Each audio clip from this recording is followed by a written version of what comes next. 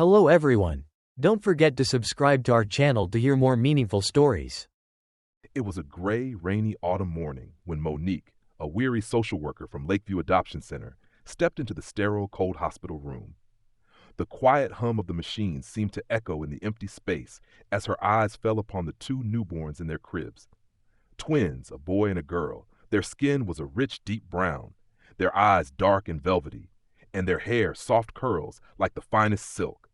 But what caught her attention the most was the silence that hung in the air around them, a silence that seemed unnatural for babies so young.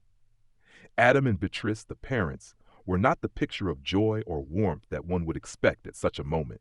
Instead, they stared at the infants with a blend of disbelief and palpable dread. Adam, his jaw clenched tight, refused to look at his children. Beatrice, her face pale, was frozen in shock, her eyes wide as if unable to comprehend the reality unfolding before her. The whispers surrounding the room grew louder by the minute, rumors swirling like smoke in the small, suffocating space. The father, it was said, wasn't even sure if he was the biological parent. The baby girl's darker skin had sparked murmurs of scandal, with many suggesting the father could be someone else entirely. And then, within hours, the whispers turned to actions. Adam, too overwhelmed to make any decision, simply asked for the babies to be taken away. No instructions, no offers of support, just an indifferent dismissal of two lives that had barely begun. The next day, Beatrice was gone, vanished into the night like a shadow, leaving behind only a cold, empty bed. The hospital staff was left to call the Lakeview Adoption Center, and within moments, Monique arrived, her heart heavy with the weight of the children's fate. She gazed at the tiny faces of the twins, now nameless, and whispered Maya and Miles, giving them their first gift, names, though temporary, to hold on to until they could find the love they deserved. For the next 3 years, Maya and Miles drifted through the foster care system, their lives a blur of unfamiliar faces and transient homes. Each new family was a temporary stop, a brief flicker of hope before the inevitable moment when they would be taken away again. The siblings were too young to understand the complexities of their world, but they knew the sharp sting of abandonment, and they clung to each other like lifelines. At night, when the shadows stretched long across the walls of their shared room, Maya would whisper stories to Miles, the only one who truly understood her. They would laugh softly, their giggles a fragile comfort in a world that had never felt like home. Every time the social workers came to take them to another place, it felt like the world was spinning out of control. And the fear that one day they would be separated was a constant ache in their hearts. Despite everything, they held on to each other with a fierce determination, a bond formed not just from blood, but from the shared trauma of a childhood that was anything but normal. Then one day, the Ray family came into the picture. Mr. Ray, a firefighter with a calm demeanor and a big heart, and Mrs. Ray, a teacher who saw potential in every child, welcomed them into their home when they were 4 years old. The Rays, with their modest means and unshakable love, provided a sense of stability that Maya and Miles had never known. The twins were renamed Nia and Noah, and for the first time in their lives, they began to feel like they might finally belong somewhere. Though they were still young, their spirits began to lift under the Rays' care, and the shadows that had once haunted them seemed a little less dark. But even as they began to heal, a part of them never let go of the pain of the past, and the lingering question of why their biological parents had abandoned them would echo in their hearts for years to come. As the years passed, Nia and Noah blossomed under the Rays' love and care. Their lives, once a series of fragmented pieces, began to take shape, the void of abandonment slowly filled by the unwavering devotion of their adoptive parents. Nia, with her infectious curiosity and relentless energy, devoured books, asking endless questions about the world around her. Her enthusiasm to learn was matched only by her vibrant spirit, which lit up the room. Noah, more reserved and introspective, found solace in art and music, his quiet moments spent sketching the world around him or letting melodies flow from his fingers. Their personalities were like two halves of a whole, different but complementing each other in the most beautiful way. Yet despite the safety and warmth they had found with the Rays, the shadows of their past loomed large. One day, when Naya was 9, she stumbled upon a dusty box in the attic filled with papers, old photographs, and forgotten memories. Among the clutter, she found her adoption file. With trembling hands, she read the truth about her birth parents, Adam and Beatrice, and the heart-wrenching realization that they had abandoned her and Noah because of the color of their skin. The revelation struck her like a cold wind, leaving her stunned and devastated. She shared her discovery with Noah, who for the first time showed a rawness that Naya had never seen before. Anger welled up in him, the thought that their own flesh and blood had discarded them just because they were black, filling him with a burning rage. "Why did they leave us?" Noah asked, his voice thick with pain. The question lingered in the air, heavy with sorrow. The twins confronted the Rays, their adoptive parents, seeking answers. But all they could offer was an explanation that, while well-intentioned, didn't ease the hurt. "Sometimes people act out of fear or ignorance," they said. Still, the question remained, and in their hearts, a part of Nia and Noah would always yearn for the answers from the ones who had once called them their own, but who had abandoned them without a second thought. The Ray family was a sanctuary, offering Naya and Noah the stability and love they had been denied for so long. Under their care, the twins began to flourish. Naya's world was filled with stories, her imagination as wild as the dance moves she began to develop. She would spin and leap across the living room, her body moving with a fluid grace that left the Rays in awe. She was a star in the making, her energy a force that filled the entire house with life. Noah, on the other hand, found his own rhythm in the world of paint and melody. His quiet nature was deceptive. Within the depths of his mind, a world of color and sound swirled. He spent hours painting, creating vivid scenes of both beauty and chaos. Each stroke of the brush an expression of the complex emotions he struggled to put into words. Together, they were unstoppable, Nia's lively spirit and Noah's calm introspection balancing each other perfectly. Yet, despite the love and support surrounding them, the painful truth about their past never fully left them. As they grew older, the questions they had long buried began to resurface. At the age of 9, Naya, curious as always, stumbled upon an old box in the attic. Inside, buried beneath layers of forgotten memories, she found her adoption file, an ordinary document that would soon shatter everything she had known. The words on the paper hit her like a slap. She learned that her birth parents, Adam and Beatrice, had abandoned her and Noah at birth, driven by ignorance and fear of their black heritage. The discovery sent a shockwave through her, and she couldn't keep it to herself. She shared the devastating truth with Noah, who reacted with a fury that matched her own sorrow.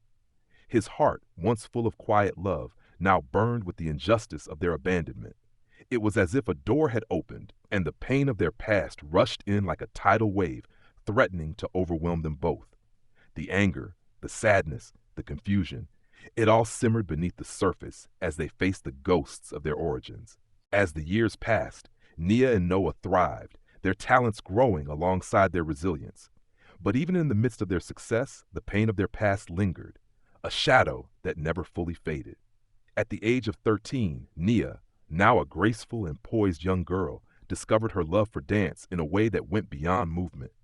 Dance became her language, a means to express everything she had buried deep inside. Her passion radiated through every performance, each leap, each pirouette telling a story of triumph over adversity. Noah, too, found his confidence, though in a different form. The quiet boy who once let his art speak for him was now entering the world of competitive painting, winning local competitions with his raw emotional pieces that conveyed the beauty and pain of his experiences. The twins, now inseparable in their success, were becoming local legends, their names known in the community for both their artistic achievements and their resilience.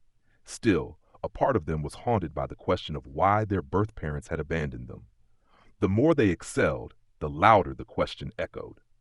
One evening, Nia found herself lying awake, staring at the ceiling, wondering about Adam and Beatrice, wondering if they had ever thought about them, if they had ever regretted what they had done. Why did they leave us? She whispered to herself, the words heavy in the stillness of the night. Noah, sensing her restlessness, sat beside her, his face hard. I don't know, he murmured, his voice thick with a mix of sorrow and rage. I don't know why they couldn't love us. The words burned in the air, and the two of them fell silent, both lost in their own thoughts, unable to shake the feeling that no amount of success could ever erase the scar their parents had left behind.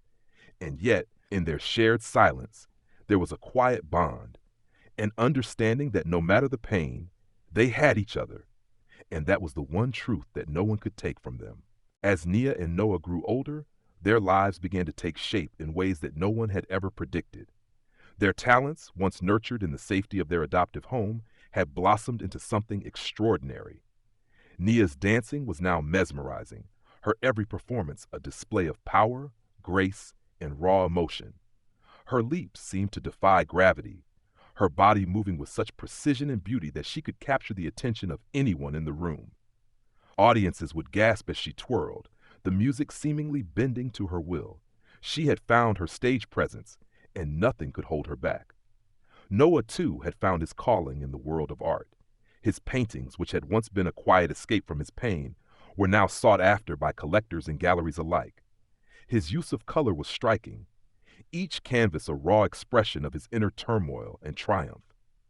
What had once been a private form of expression had now become a source of admiration. Both twins had become local heroes, admired not just for their talent, but for the resilience they exuded in the face of their difficult beginnings. Yet, despite their success, there was still a hunger within them, a longing for the answers that had always eluded them. When Nia was 22, and her career was soaring with international tours and sold-out performances, the past came knocking in the form of a letter. It was brief, its content striking like a bolt of lightning. The letter was from a law firm in their birth state, informing them that their biological mother, Beatrice, was terminally ill and wanted to see them. The shock of it hit Nia first, followed by a wave of emotion she hadn't expected. Her heart pounded as she shared the news with Noah, who was halfway across the world at the time. Their decision was made quickly. This would be a meeting for closure, nothing more. They were prepared to face the truth, whatever it may be. But Nia knew deep down this visit would change everything. 3 weeks later, Nia and Noah stood outside a modest hospice facility, the chill of the early morning air seeping into their bones. The building was quiet, almost too quiet, its sterile walls echoing the silence that hung between them. They had come for answers, but deep down, both knew that what they were seeking might not be something they could ever truly find. A nurse led them through the hallways, her footsteps muffled by the carpeted floors, until they reached a small room at the end of the hall. The smell of disinfectant and fresh flowers filled the air, and for a moment it felt as if the world outside had ceased to exist. On the bed lay Beatrice, a frail woman with white hair and sunken eyes. She was barely a shadow of the woman they had imagined, her face marked by years of guilt and regret. When she saw them, her eyes flickered with recognition, her lips trembling as she tried to speak. The words came out in a choked whisper. "I've waited so long to tell you. I'm sorry." The apology, so simple and yet so profound, hung in the air between them. Nia stepped forward, her heart racing, the question that had haunted her for years now on the tip of her tongue. "Why did you leave us?" Her voice was soft, but the pain in it was undeniable. Beatrice's eyes filled with tears as she struggled to explain. "Adam, he couldn't accept you. He refused to accept you as his children. I was powerless. Every day I regretted it, but I couldn't change what had happened." Her voice broke, and she paused to wipe away the tears. "I've followed your lives from afar, and every success, every achievement, it reminded me of what I lost." The weight of her words was suffocating. Noah stood at the foot of the bed, his arms crossed tightly over his chest. His expression was unreadable, but the tension in his jaw spoke volumes. Nia, sensing the anguish in her brother, reached out and squeezed his hand.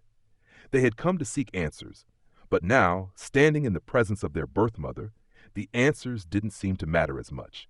The pain of the past could not be erased, but perhaps, just perhaps, they could find a way to move forward. The conversation with Beatrice ended quietly, the tension thick in the room. As Nia and Noah stood there, their minds swirling with a mix of emotions, Beatrice reached beneath her pillow with trembling hands. She pulled out a small, crumpled envelope and handed it to Nia. "I kept these," she whispered. "Adam told me to destroy them, but I couldn't." Nia's fingers brushed over the envelope, feeling the weight of it before she carefully opened it. Inside, to her surprise, were the baby photos, images of her and Noah as tiny infants, their faces soft and innocent, the moments frozen in time before their lives were upended. The pictures were precious, the last remnants of a time that Beatrice had tried to forget but couldn't bring herself to erase. As Nia gazed at the photos, a wave of emotion washed over her. Sorrow, loss, but also an odd sense of closure. Beatrice's apology, though heartfelt, could never fully heal the wounds of their abandonment. Yet, these pictures, the only tangible connection they had to their birth parents, felt like a fragile bridge between their painful past and the life they had built for themselves. Noah stood silent, his face a mask of unreadable emotions. Nia looked up at him, her eyes filled with a quiet understanding. This was it, their last connection to a past that had shaped them, for better or worse. The visit had given them some answers, but it had also left them with more questions. As they prepared to leave, Beatrice, with great effort, whispered, "I'm so sorry for everything." Her words, though sincere, seemed to echo in the sterile room, a final attempt at reconciliation. Nia gave her a small nod, unsure of how to respond. They had come to find closure, but in some ways, they left with more uncertainty than ever. With the photos in hand and their hearts heavy, they walked out of the hospice, leaving behind the woman who had once given them life, but had also taken it away. The following days were a blur of mixed emotions as Nia and Noah returned to their lives, their minds still heavy with the meeting they had just had. Beatrice's apology lingered in the air like a faint, sorrowful perfume. They had hoped for some kind of resolution, some magical moment of clarity that would allow them to put the past behind them, but instead, they were left with fragments. The baby photos Beatrice had given them were tucked away in their bags, small reminders of a time when they had no words to describe the hurt or the abandonment. It was strange, seeing themselves in those pictures, two innocent babies, unaware of the cruel fate that awaited them. The photographs now felt like ghosts of their former selves, like a life that was never fully theirs, yet one that still somehow shaped them. Noah found himself looking at the photos late at night, his mind racing with questions that had no answers. Why hadn't Beatrice fought harder? Why had Adam, the man who was supposed to protect them, turned away in disgust at their very existence? These questions gnawed at him, but he couldn't bring himself to confront them head on. Nia, too, felt the sting of the unanswered questions. She wanted to know why they had been abandoned, but part of her feared the truth. As the days went on, the sadness from the visit turned into a quiet understanding. Beatrice was gone now, and Adam had died years before, a man who never repented for his actions. And so, the twins were left to carry on with their lives, defined not by the past, but by the strength they had forged in the fires of abandonment. They had grown into something far greater than their birth parents could have imagined. In a way, their story was no longer about abandonment, but about what they had built with their own hands. It wasn't the answer they had hoped for, but it was enough. Weeks passed, and Nia and Noah returned to their respective lives, carrying the weight of the past in ways they had never expected. They had found closure, in a sense, but it wasn't the clean break they had imagined. There was no dramatic forgiveness, no cathartic release of years of anger or confusion. Instead, there was just a quiet understanding that the past, while painful, had no power over their futures. The story of their abandonment faded into the background as their lives continued to unfold in ways that felt more vibrant and full than ever before. Nia's career soared, her dance performances captivating audiences across the globe. Each stage she graced was a testament to her strength, her artistry a reflection of the resilience that had shaped her from the very beginning. She had become a star, not just because of her undeniable talent, but because she had overcome the darkness of her past to create something beautiful. Noah, too, had found his place in the world.